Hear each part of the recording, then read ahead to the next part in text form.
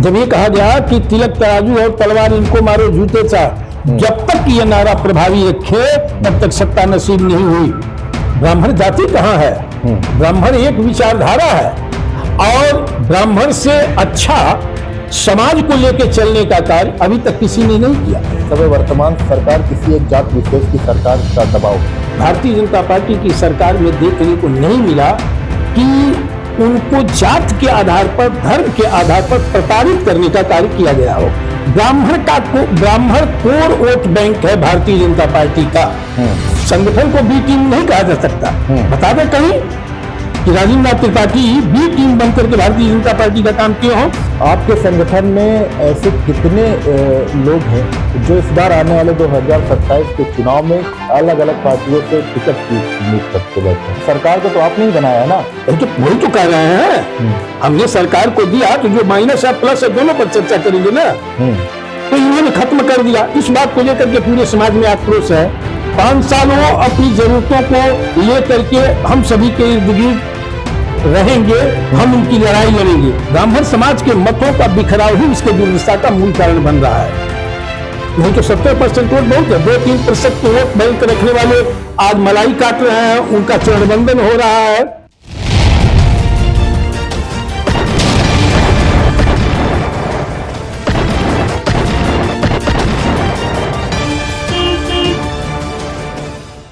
नमस्कार, मैं आपके साथ धीरज शुक्ला और आप देख रहे हैं देश लाइव 24। उत्तर प्रदेश की राजनीति में ब्राह्मणों का शानदार प्रदर्शन हर चुनाव में देखने को मिलता है। 2027 के विधानसभा चुनाव को लेकर सरगर्मियां एक बार फिर से तेज हो गई है। इसको लेकर आज हमारे बीच ब्राह्मण सभा के राष्ट्रीय अध्यक्ष, जो संगठन का नाम है अखिल भारतीय ब्राह्मण महासभा रा, इसके राष्ट्रीय अध्यक्ष राजेंद्र नाथ त्रिपाठी जी हमारे साथ मौजूद हैं। बहुत बहुत स्वागत है आपका। बहुत बहुत धन्यवाद। 2027 के चुनाव को लेकर ब्राह्मणों का जो संगठन है वो किस तरफ झुकाव करेगा और क्या रणनीति है 2027 को लेकर के?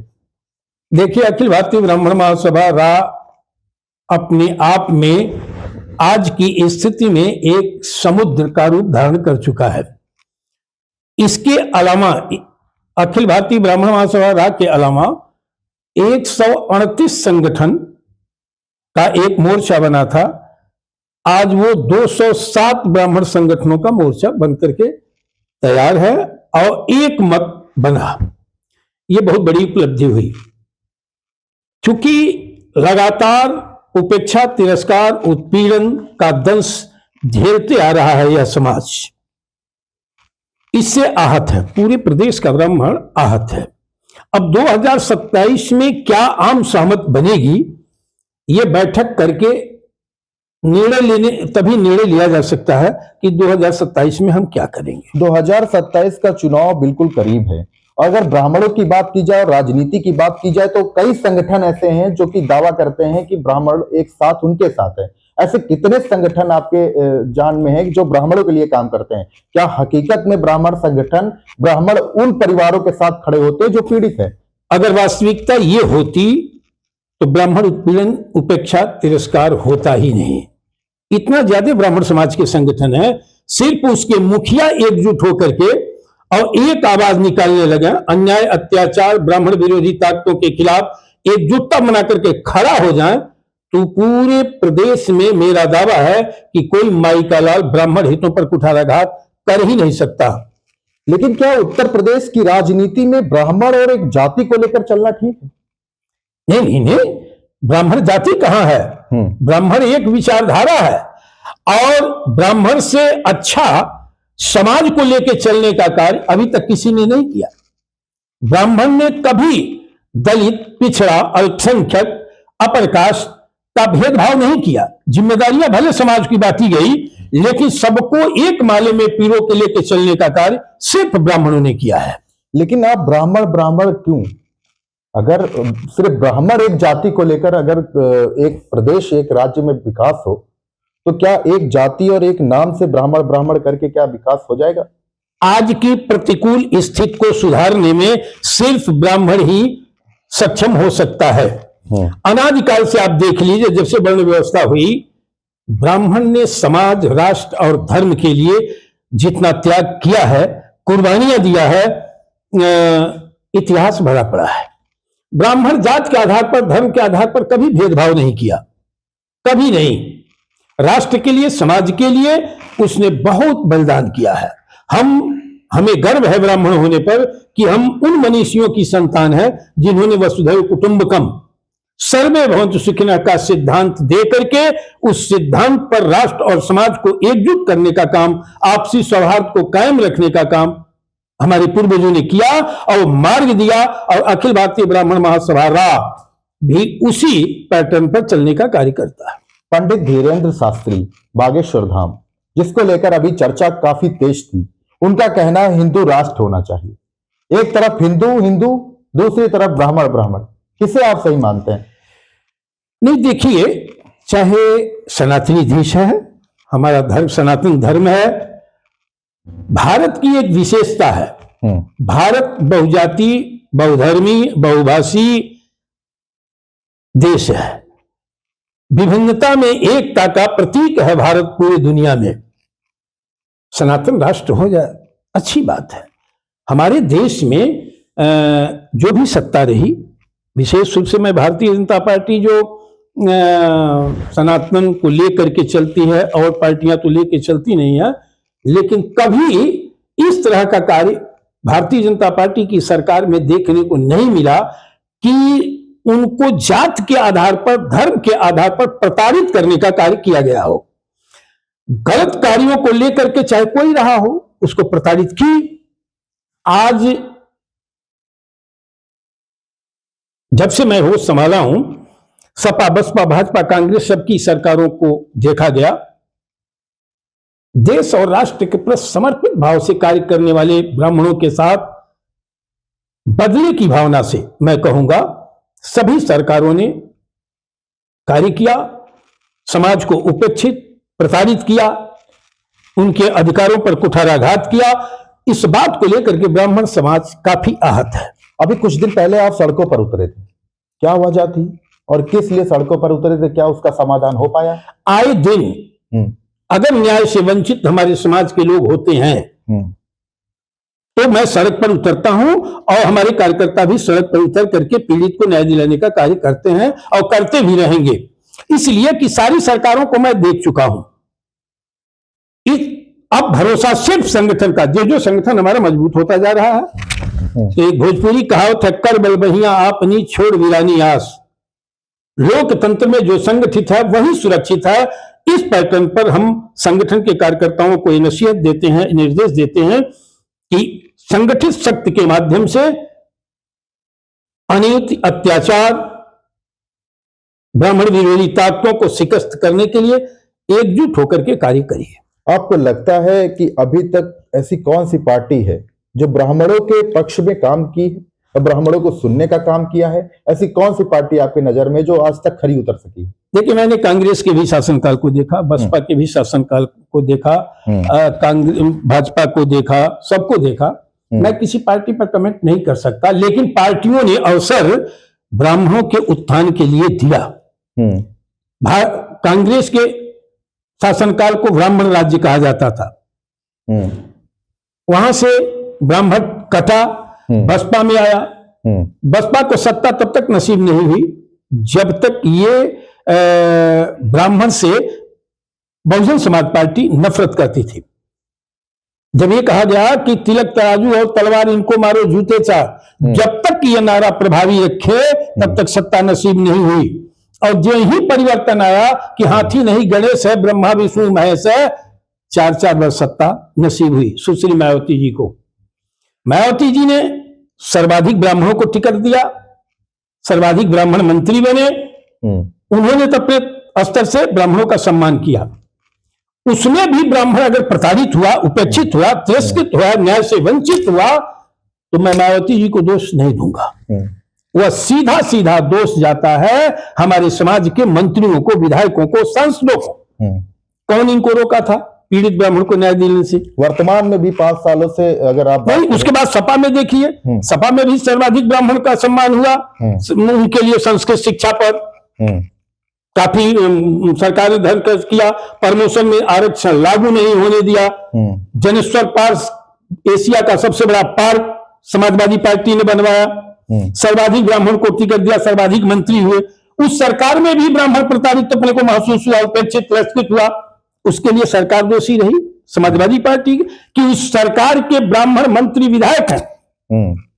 उनके मुंह से आवाज क्यों नहीं निकलती कि जब नाजायज रूप से ब्राह्मण प्रताड़ित होता है तो उस पर ब्राह्मण उस पार्टी के ब्राह्मण क्यों नहीं बोलते? भारतीय जनता पार्टी में ही देख लीजिए, तमाम नरसंहार हुए ब्राह्मणों के, उपेक्षित, तिरस्कृत हुआ ब्राह्मण, अपने को असहाय ब्राह्मण महसूस कर रहा है। तो हम भारतीय जनता पार्टी को का कोर वोट बैंक है ब्राह्मण, उसके बावजूद भी अपनी सरकार में प्रताड़ित है, तो इसके लिए दोष हम सरकार को नहीं देंगे।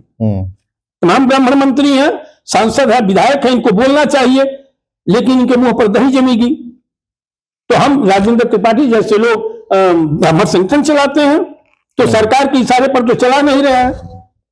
हमारे एक एक कार्यकर्ता अपना पैसा लगा करके, समय लगा करके अपने समाज के न्याय से वंचित लोगों को, गरीबों की मदद हम लोग करते हैं। लेकिन आप इसमें क्या सहयोग करते हैं? बी टीम तो भारतीय जनता पार्टी की कहा जाता है ना आपको। किसको? अब ब्राह्मण संगठन को। ब्राह्मण कोर वोट बैंक है भारतीय जनता पार्टी का। संगठन को बी टीम नहीं कहा जा सकता।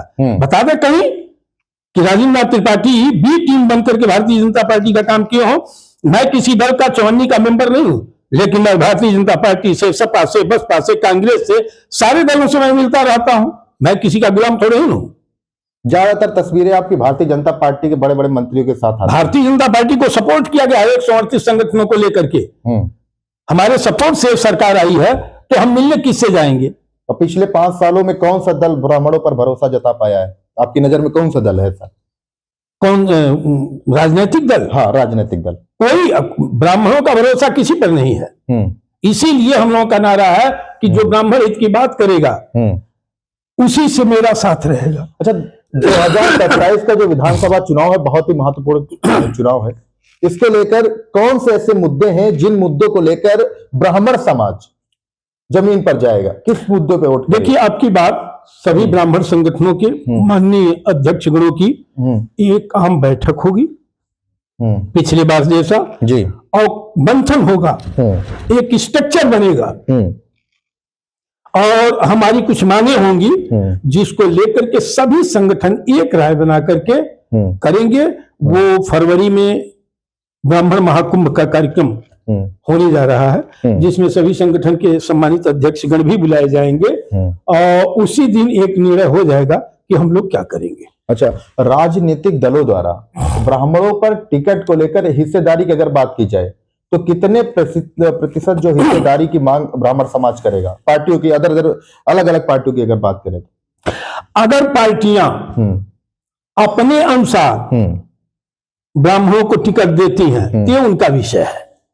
और हम सभी संगठन के लोग जो मोर्चा बना करके मांग करेंगे वो अलग विषय है। अगर दल प्रतिनिधित्व ना करने दें तब ब्राह्मण समाज क्या करने दें? तो फिर अब हमसे मत पूछिए ना। मैं सभी संगठन के मोर्चा के अध्यक्षों के साथ जो बैठक करके निर्णय लिया जाएगा वो मान्य होगा। वो राजेंद्र नाथ त्रिपाठी का तनहा निर्णय नहीं होगा। अच्छा, चुनावी मंचों पर ब्राह्मणों का सम्मान बहुत होता है, लेकिन जमीनी स्तर की अगर बात की जाए तो बोला जाता है कि इस समय वर्तमान सरकार किसी एक जात विशेष की सरकार का दबाव है। देखिए, वो ठगने का समय होता है चुनाव। उस समय जो आपसे बात नहीं करता है वो भी आपका बहुत प्रिय दिखने लगता है। चुनाव में कई बार ठगी का शिकार हम लोग हुए हैं। कैसे? लेकिन होता है कि भाई हमको समर्थन दीजिए, मैं गलत वादे होते हैं, इस तरह से छल हुआ करता है। अगर चुनावों में पार्टियों की तरफ से आपको कुछ ऑफर भी किया जाता है संगठनों को? नहीं, कोई शर्त नहीं, जो भी शर्त रही समाज के लिए। मेरा व्यक्तिगत कभी अगर होता तो 27 साल से मैं संगठन चला रहा था, मैंने कभी कभी चपरासी के पद की भी उम्मीद नहीं किया, न मांग किया। अपना कोई निजी मांग नहीं रहा। जो भी मांग रही, जैसे सवर्ण आयोग के गठन की बात थी, अल्पसंख्यक आयोग, पिछड़ा आयोग, दलित आयोग, तमाम आयोग बने हैं। ब्राह्मणों के लिए क्या है? तो एक सवर्ण आयोग बनाया जाए, ये कौन सा गुनाह है? किसी सरकार ने नहीं बना। भगवान परशुराम जी सभी के आस्था के केंद्र है, हम लोगों की मांग पर सपा सरकार ने सार्वजनिक अवकाश घोषित करके देश के ब्राह्मणों का मान सम्मान बढ़ाया था मुलायम सिंह जी ने, उसको इस सरकार ने खत्म कर दिया, पता नहीं किस ईर्ष्या में। सरकार को तो आपने ही बनाया ना। तो वही तो कह रहे हैं, हमने सरकार को दिया तो जो माइनस है प्लस है दोनों पर चर्चा करेंगे ना। तो इन्होंने खत्म कर दिया, इस बात को लेकर के पूरे समाज में आक्रोश है। तो बदलाव दिखा कुछ 5 सालों में आपको? बहुत कुछ। क्या बदलाव देखेंगे, क्या आप जानना चाहते हैं? 2022 में आपने सरकार बनाई, आपने कई संगठन लेकर के भारतीय जनता पार्टी के पक्ष में मतदान किया और उस सरकार बना दी। अब इसके बाद आपको पिछले 3-4 सालों में क्या बदलाव दिखा? बदलाव यही है कि ब्राह्मणों के साथ जगह जगह जो अन्याय अत्याचार हो रहा है या हुआ है, सरकार करती है, संतोष देती है, लेकिन केवल यही उस पर प्रभावी रोक लगनी चाहिए। मान लीजिए कहीं हत्या हो गई, 4 की हत्या हो गई, तो अब हत्या हो गई तो मुलजिम जेल जाएगा ही, ये संविधान की व्यवस्था है। तो उसमें सरकार की क्या कृपा दृष्टि है? बारिश हो रही है तो बारिश हो रही है तो हम मैदान में खड़े हैं, भीगेंगे, तो उसकी पहले व्यवस्था होनी चाहिए कि हम भीगे ही ना। तो ब्राह्मण के लिए आयोग की स्थापना हो, ब्राह्मण के भी हितार्थ कुछ योजनाएं सरकार की दिखे, तब तो लगेगा कि ब्राह्मण के हित में कुछ हो रहा है। अगर बात ब्राह्मणों की जाए तो लगातार ये चर्चा होती है कि बड़े बड़े मंचों से ब्राह्मणों का सम्मान तो कर दिया जाता है, लेकिन सिर्फ भाषणों तक। जमीन में ऐसे कई ब्राह्मण परिवार हैं जो कि आज भुखमरी की कगार पर हैं। उनके लिए ब्राह्मण संगठन किस तरीके से कार्य करता है, जो नीचे तबके के लोग हैं? देखिए, ब्राह्मण की हालात पे आप दुखती नब्ज पर आपने किया प्रश्न उठाया है विचार। लखनऊ की सड़कों पर, दिल्ली की सड़कों पर आप सिर्फ रिक्शा चालक को पकड़ेंगे तो 10 रिक्शा चालक में 7 रिक्शा चालक ब्राह्मण के बच्चे मिलेंगे। ये हाल है बदहाली, बेरोजगारी की, गरीबी का दंश ब्राह्मण समाज झेल रहा है। गांव में जाकर के आप देख लीजिए कि क्या हालात, किस हालात से गुजर रहा है ब्राह्मण। ब्राह्मण नौजवान बुरी तरह से भटकाव की स्थिति में है। उसे ये चिंता नहीं है कि मेरा भविष्य कैसे सुरक्षित होगा। उनके अभिभावक भी चिंतित नहीं है कि हमारे बच्चे का भविष्य कैसे खुशहाल होगा। ब्राह्मण की दशा ठीक उसी प्रकार से है आज की हालात में कि जैसे बिना निमंत्रण के हम भोजन करने किसी के यहाँ चल दिए लोटा लेकर के, तो जो सम्मान मिलता है बिना निमंत्रण का भोजन करने में किसी के घर, वही हालात ब्राह्मण का है। लेकिन और एक निमंत्रण पर जो जाता है, किस सम्मान से वो भोजन पाता है। ब्राह्मण न्याय की स्थिति में है उत्तर प्रदेश में, 17-18% ब्राह्मण का वोट है। अगर ये संगठित हो जाए तो प्रदेश की राजनीति बदल देगा, देश की राजनीति बदल देगा। अगर ब्राह्मण इतनी अच्छी औकात में रहते हुए प्रताड़ित, उपेक्षित, तिरस्कृत हो रहा है तो इसके लिए ब्राह्मण स्वयं जिम्मेदार है। ये पार्टियां और सरकारें नहीं, ये नेता नहीं, इसके लिए स्वयं ब्राह्मण जिम्मेदार है। लेकिन उन्हें तो बताया जाता है ना कि मैं राष्ट्रीय अध्यक्ष हूं, मान लीजिए आप राष्ट्रीय अध्यक्ष के तौर पर हम अपना एक संगठन बनाकर लोगों के बीच में जाते हैं, तो जिम्मेदार वहां पर हम होते हैं।